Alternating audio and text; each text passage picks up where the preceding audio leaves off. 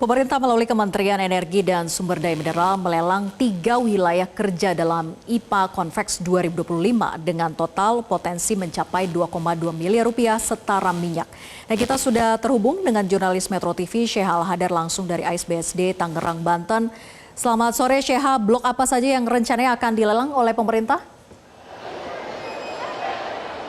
Ya, selamat sore Vera dan juga pemirsa. Benar sekali bahwa tahun ini ada 3 wilayah kerja yang dilelang oleh pemerintah. Kalau bisa kami sebutkan diantaranya adalah wilayah kerja Gagah dari Sumatera Selatan, kemudian wilayah kerja Perkasa Provinsi Jawa Timur, kemudian adalah wilayah kerja Lavender dari Sulawesi Selatan.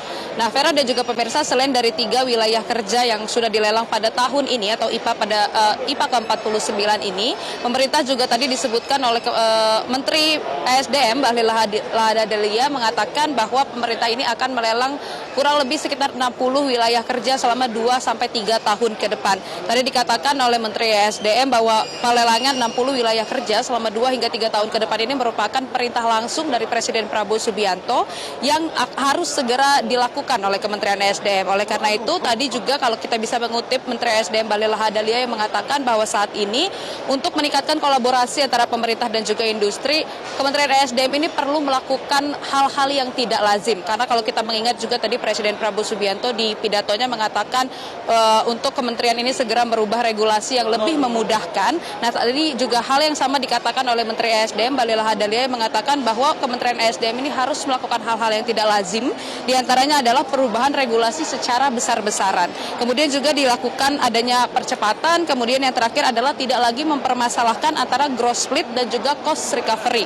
Tadi disebutkan oleh Bahlil Lahadalia ini merupakan hal-hal yang harus dilakukan Kementerian ESDM tentunya untuk terus meningkatkan kolaborasi yang kuat antara pemerintah dan juga industri.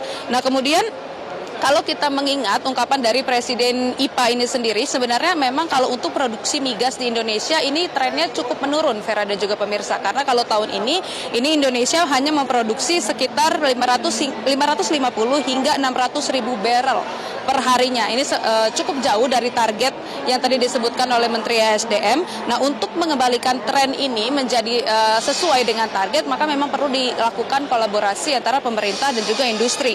Dan juga harus diciptakan iklim investasi yang lebih baik agar lebih mudah untuk masuk berinvestasi ke Indonesia. Nah, kembali lagi Vera dan juga pemirsa, kalau memang IPA ini merupakan forum migas terbesar se-Asia Tenggara yang mana pesertanya ini hadir dari 60 negara dari seluruh dunia, dan memang acara ini memang mencerminkan Indonesia bahwa sektor energi Indonesia ini masih dinamis dan juga masih menarik di mata dunia, yang mana harapannya nanti dari agenda Indonesia Petroleum Association ini memang dapat menimbulkan lapangan pekerjaan baru, investasi-investasi baru ke Indonesia, kemudian menciptakan iklim yang nantinya dapat membantu meningkatkan ketahanan energi nasional. Dan tadi selain membuka acara ini secara resmi, Presiden Prabowo Subianto juga sudah melakukan tinjauan ke booth-booth yang ada di ASBSD ini.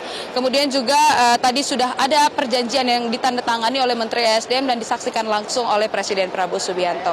Sementara itu, Vera, kembali ke Anda. Baik, terima kasih Syehal Hadar atas laporan Anda. Selamat bertugas kembali. Jelajahi cara baru mendapatkan informasi. Download Metro TV Extend sekarang.